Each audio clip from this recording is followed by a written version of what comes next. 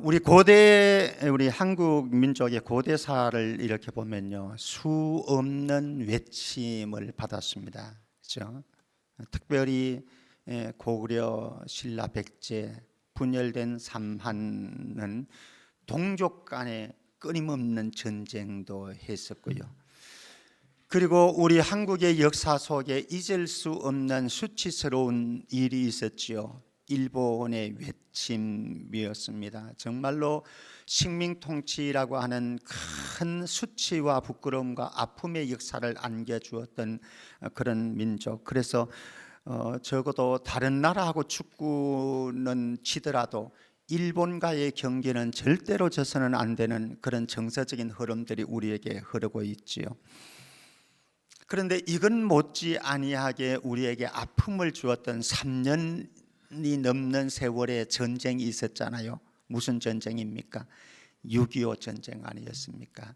1950년 6월 25일에 새벽에 일어났던 그 전쟁, 지리한 3년의 세월 이상으로 그 시대를 살았던 분들이 여기 계신데요, 얼마나 힘들었던지. 그렇죠? 우리는 저는 그 시대가 아니기 때문에 그냥 영화로나 보고 드라마로나 보고 그랬습니다만, 그러나 그 정말 동족 상잔의 아픔과 슬픔 속에서도 하나님이 역사하셔서 유엔군을 움직여 주셨고, 그리고 우리나라를 돕는 많은 나라들을 통해 가지고 하나님이 일하셔서, 또 그 속에 우리 순국 선열들은 수없는 사람들이 희생하고 목숨을 잃어가면서 그렇게 헌신했기 때문에 오늘날 세계적인 한국으로 부상했고, 저와 여러분들은 이렇게 평온한 삶을, 경제적으로 풍요롭고 부유한 삶을 누리게 되었는 줄 믿습니다.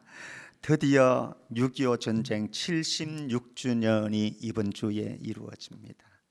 꿈과 같은 일들이 우리 민족 안에 일어났습니다.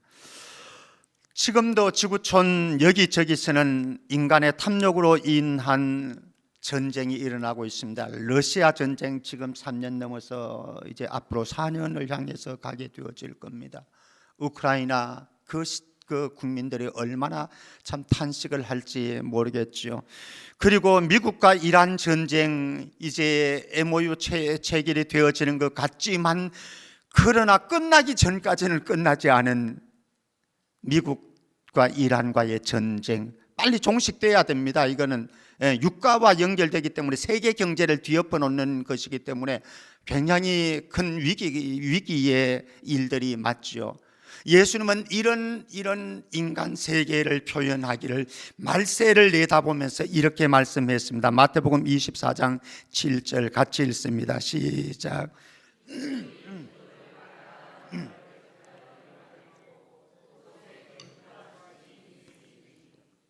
이런 전쟁은 말세가 시작되어지는 징조이다, 예수님 말씀을 하셨습니다. 우리는 익히 잘 알고 있습니다. 제가 구태여 설명하지 않아도 전쟁이 가져오는 참상이, 비참함이 어떤 것인지. 그러므로 이 민족에게, 우리의 삶에, 이 지구촌에 전쟁이 멈추어지고 하나님이 통제하시고 주시는 평화의 샬롬의 세계가 내 내면 세계에서부터 우리 가정과 우리 교회와 이 민족과 지구촌을 덮을 수 있기를 주의 이름으로 축복합니다. 오늘 저는 한 가정에 일어나는 갈등과 다툼을 통해서 우리의 자화상을 한번 보려고 합니다. 그 가정만 보지 말고요, 내 자화상을 보십시오. 그리고 우리의 가정을 보십시오. 우리의 공동체를 한번 거울로 비추어 주는 그런 하나의 모델이 되었으면 좋겠습니다. 한번 보겠습니다.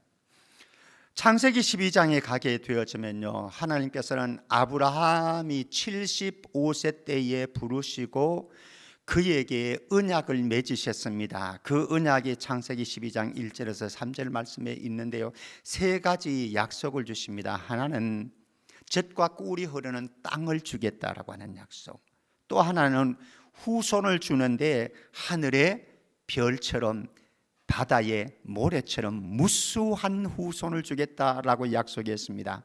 세 번째는 너를 축복의 통로로 삼아서 너를 축복하는 자를 내가 축복하고 너를 저주하는 자를 내가 저주할 것이다. 축복의 통로가 되게 하셨습니다. 자, 그런데요, 아브라함이 드디어 75세에 이 약속을 받았는데 벌써 85세가 되었습니다. 10년의 세월이 흘렸습니다. 10년의 세월이 흘렀는데 깜깜무소식. 어떤 결과가 지금 다가왔느냐? 1절 말씀 한번 봅니다. 1절 같이요. 시작.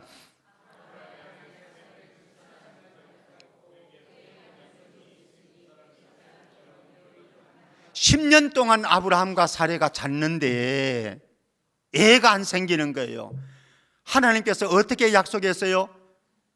하늘의 별처럼 바다의 모래처럼 무수한 후손을 준다고 그랬는데 단 한 명이라도 주어야 되지 않겠습니까? 씨도 안 주는 거, 씨도. 아마 여러분들의 삶의 여정이라고 생각되어집니다. 그런데요, 하나님은 우리에게 축복을 해 주시기를 원하시고 지금도 축복을 해 주셨고, 그리고 그 약속의 축복의 말씀이 이루어지는 때까지는 기나긴 기다림의 시간이 필요한데, 이 10년이라고 하는 기다림의 사례는 지쳤어요. 그럴만도 하죠, 사실. 2절 말씀 한번 보겠습니다. 그래서 사례가 제안을 합니다. 아브라함이 남편에게 제안을 합니다. 같이요, 시작. 사례가 아브라함에게 이르되 여호와께서 내 출산을 허락하지 아니하셨으니 원하건대 내 여종에게 들어가라. 내가 혹 그로 말미암아 자녀를 얻을까 하노라 하매 아브라함이 사례의 말을 들으니라. 여기에 두 가지 중요한 것이 있습니다. 하나는 사례가 궁여지책으로 마련한 해결책, 내 여종을 당신이 품어라. 그래서 후처로 맞이해가지고 잠자서 그가 낳은 아들을 통해서라도 우리 하나님께서 약속하신 이 약속 이루어가자. 원하건대라고 말만, 원하건대 내 여종에게 들어가라. 그러나 기억하시기를 바랍니다.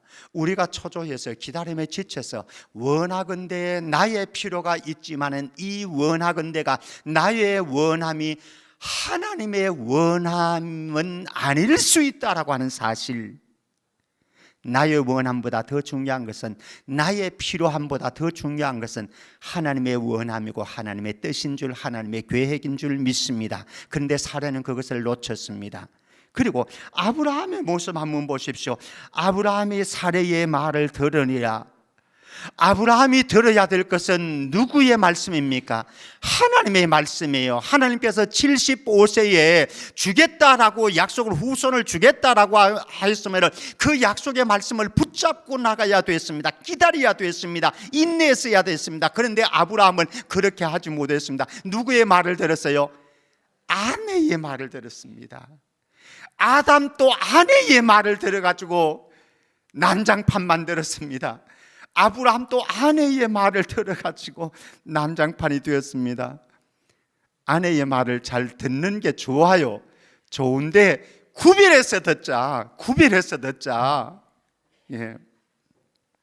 자, 이렇게 거절할 용기를 못 냈습니다. 아브라함은 거절했어야 되는데, 그래서 기다림에 지친 사례도 아브라함도 실패하고 말았습니다. 그런데 놀라운 건 4절 말씀이에요. 4절 말씀 같이 읽어봅니다. 시작.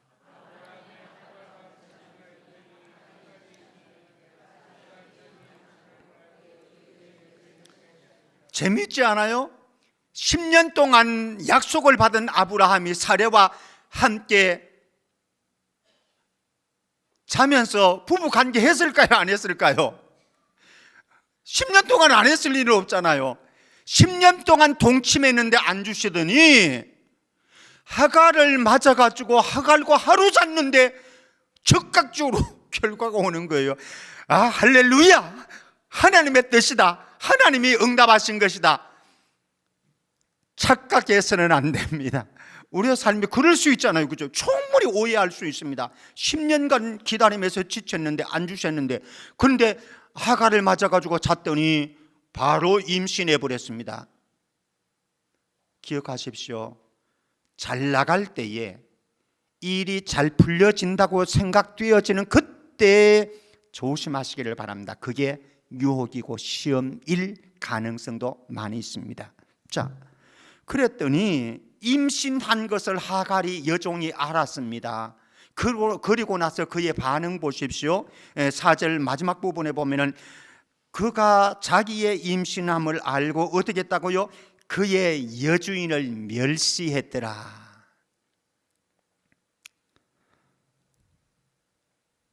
교만하면 안 되죠, 그죠? 여종은 여종입니다. 주인은 주인입니다. 얼마나 사례에게 큰 은혜를 누렸습니까, 그죠? 그런데 하갈은 교만해졌습니다. 그리고 여주인을 멸시하기 시작했습니다. 한나와 분인나도 똑같은 케이스잖아요. 자, 여기에서 이렇게 멸시를 받고 조롱을 받는 사례의 마음이 뒤집어지겠지요. 마음이 얼마나 복잡했겠습니까? 속상했겠습니까? 원통했겠습니까? 그래서 사례가 반응 일으키는 것 보십시오. 5절 말씀 같이요. 시작.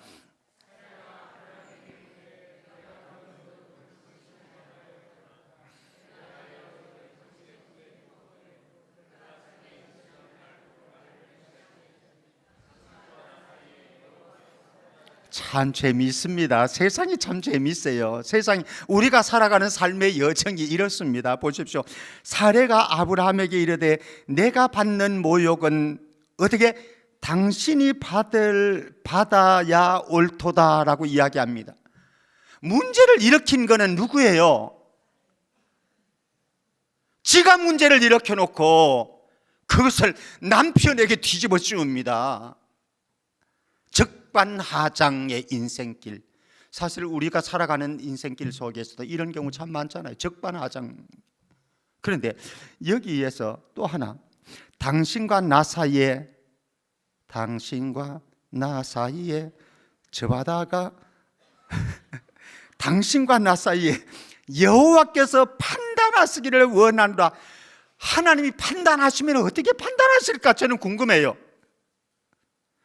하나님이 판단하시면 어떻게 판단했을까? 오늘 2부 예배 마치고 카페에 가서 커피 한 잔을 마시면서 생각해 보십시오. 커피 한 잔을 마시면서 생각해야 생각이 납니다. 예. 이영선 권사님 고맙다고 그래야 돼요. 저한테는 커피 많이 팔아주니까요. 자, 6절 말씀 가보십시다. 6절 말씀. 참 속상한 사례가 이렇게 반응했습니다. 그리고 한 걸음 더 나갑니다.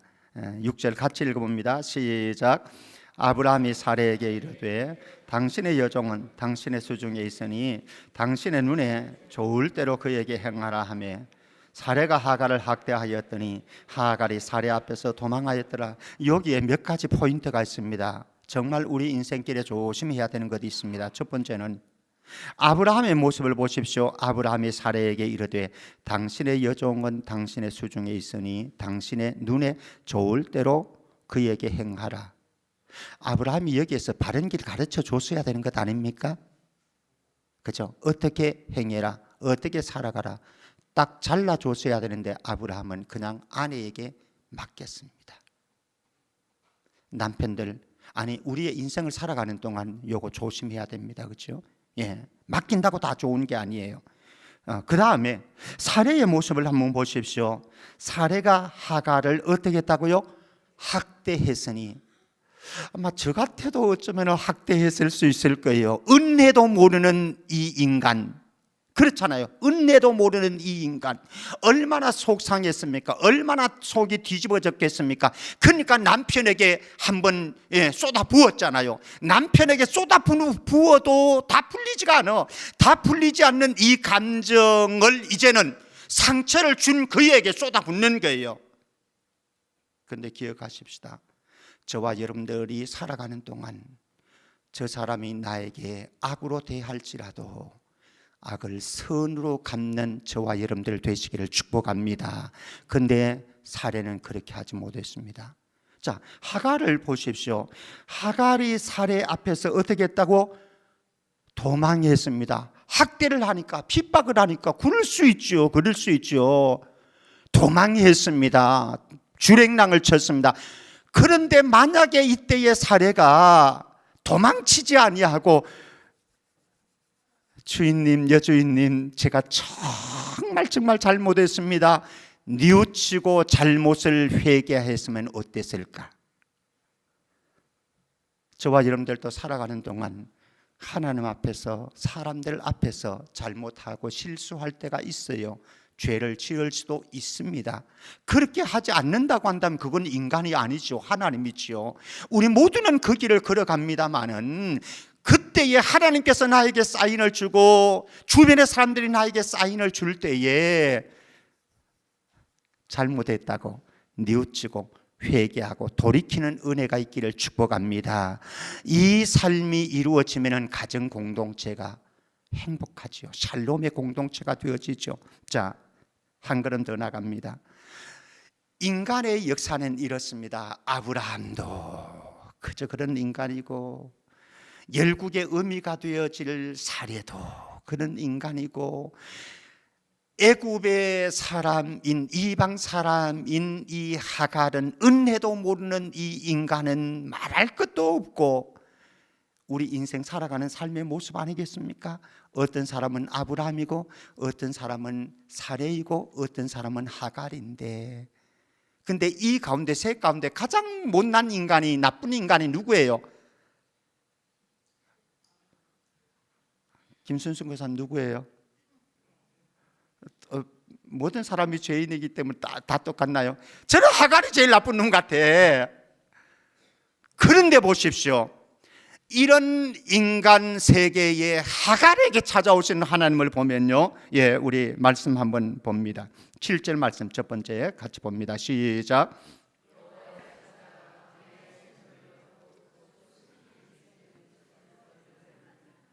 이런 도망쳐서 방황하고 처량한 인생이 되어진 이 하갈, 하나님은 그를 찾아오셔서 만나주셨고 말을 걸어주셨습니다. 할렐루야. 저와 여러분들이 하갈 아닙니까? 근데 하나님은 저와 여러분들을 외면하는 것이 아니고 찾아오셨고 만나주셨고 우리에게 말을 걸어주셔서 지금 주님 앞에 선 줄로 믿습니다. 10절 말씀 보겠습니다. 10절 같이 읽어봅니다. 시작.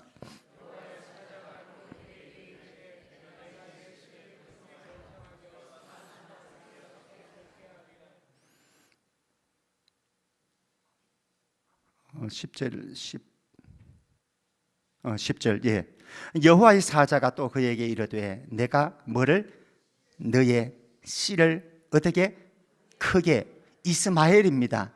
요 씨가 크게 안 됐으면 얼마나 좋았을까. 아랍 계통에 지금 사람들이 요 씨거든요. 이스마엘 후손이거든. 지금 이스라엘과 아랍이 계속 싸우는 게 이것 때문이에요.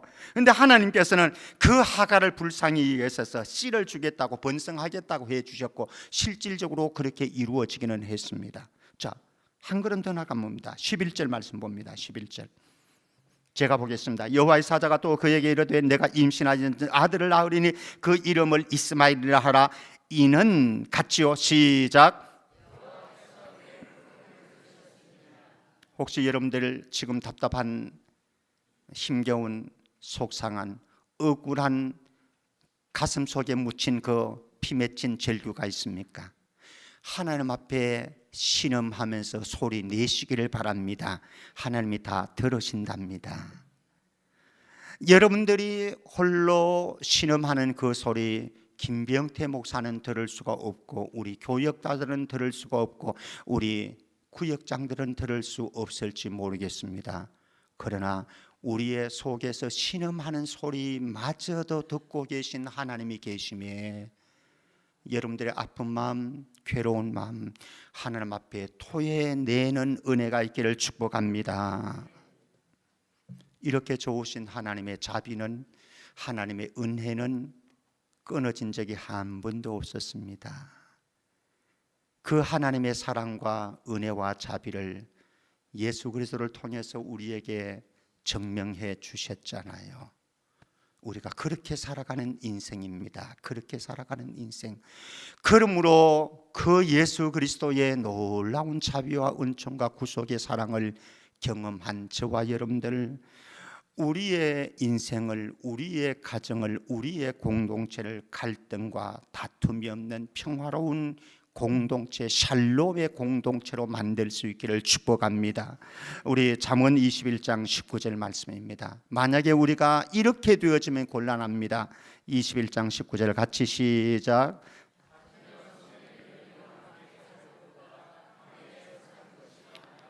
제가 읽으라고 하는 것을 잘못 지적을 했습니다. 남자들만 읽습니다. 남자들만 같이요. 큰 소리로 읽으십시다. 아내들이 들어야 됩니다. 시작.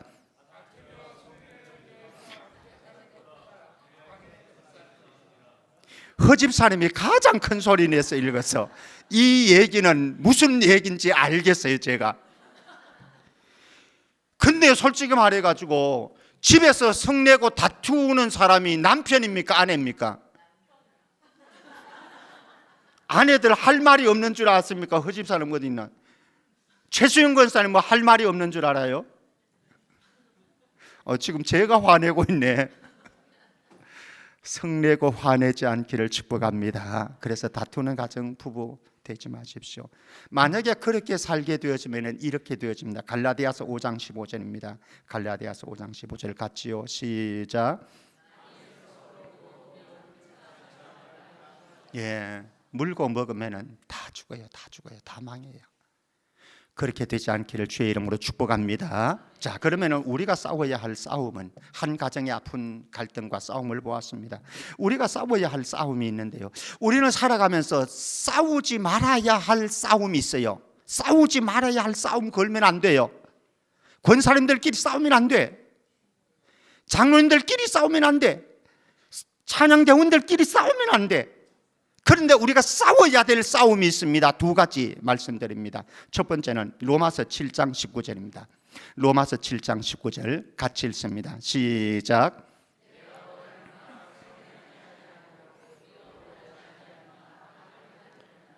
우리가 싸워야 될 대상이 있는데요, 나 자신과 싸우는 거예요.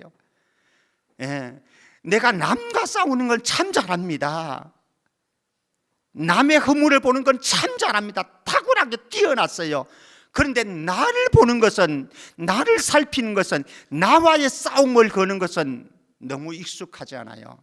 그런데 여러분들과 제가 나와의 싸움을 걸 수 있기를 축복합니다. 근데 무슨 싸움이냐? 이거는 죄와의 싸움이다라고 하는, 악과의 싸움이다. 이 말씀, 여러분들 읽었던 말씀 보면, 내가 원하는 바 선은 행하지 아니하고 내 안에 선을 행하고자 하는 마음의 욕구가 있어요. 선을 행하고자 하는, 사랑하고 싶은 욕구, 용서하고 싶은 욕구, 섬기고 싶은 욕구, 하나님을 위해서 일하고자 하는 욕구, 예배하고자 하는 욕구, 이런 선한 욕구가 있는데, 근데 불행하게도 내 안에서 뭐가 있는가 하면은 원하지 아니하는 바 악을 행하고자 하는 욕구도 내 안에 있어요. 죄의 욕구도 있어요. 육체의 욕구도 있어요. 이것이 내 안에서 싸우고 있는데, 이 죄와의 싸움에서, 나 자신과의 싸움에서 승리하는 우리 모두가 되기를 주의 이름으로 축복합니다. 두 번째 싸움이 있습니다. 에베소서 6장 12절 말씀, 에베소서 6장 12절 같이 읽습니다. 시작.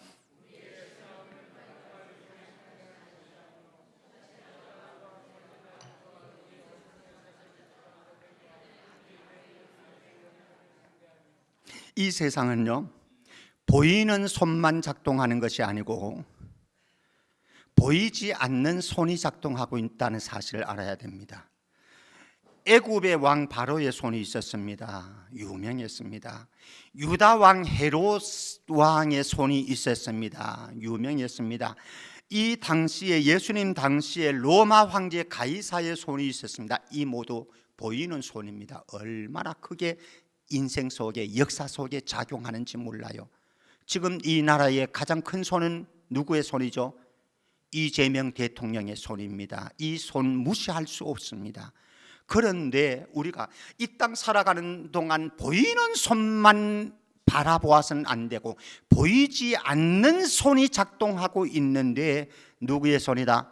하나님의 손이 작동하고 있다. 심지어는 누구의 손도 작동하고 있다?